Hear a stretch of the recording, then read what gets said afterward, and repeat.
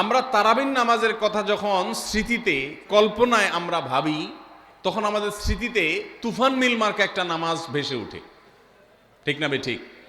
5 ওয়াক্ত নামাজ এত তাড়াহুড়া করা হয় না তারাবি যত, অথচ তারাবি এটা তারবিহার এর বহু বচন আরবি শব্দ, যার অর্থ হলো আরামের সাথে, ধীরস্থিরতার সাথে, রেস্ট করে করে যে নামাজ আদায় করা হয় তার নাম তারাবি।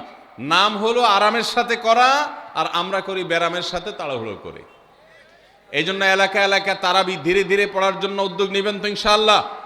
ইমাম সাহেবদেরকে, হাফেজ সাহেবদেরকে উদ্বুদ্ধ করবেন, ভাই হুলস্থুল করবেন না, কি পড়েন কিচ্ছু বুঝি না, এমন টান দেন শেষে যায় শুধু আলামুন তালামুন, আর এটা শুনে মনে করেন যে এখন স্টপ হয়েছে, এখন রুকুতে যাইতে হবে। এই নামাজ কি নামাজ? এটা তামাশা।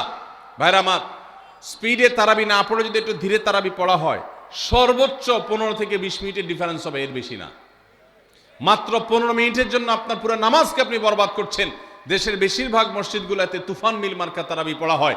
এই তারাবি আল্লাহর কাছে কতটা গ্রহণযোগ্য হবে, এটা যথেষ্ট প্রশ্নবিদ্ধ বিষয়।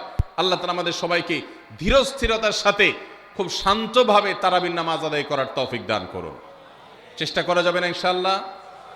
ভাইরা আমার, আল্লাহ রাব্বুল আলামিন নামাজের ক্ষেত্রে হুলস্থুলতা পছন্দ করেন না। যার নামাজ যত বেশি সময় নিয়ে আদায় করেন তিনি আল্লাহর কাছে তত শ্রেষ্ঠ, তত ভালো নামাজি। আর যার নামাজে যত হুলস্থুল করা হয় তার নামাজের কোয়ালিটি, মর্যাদা আল্লাহর কাছে তত কম।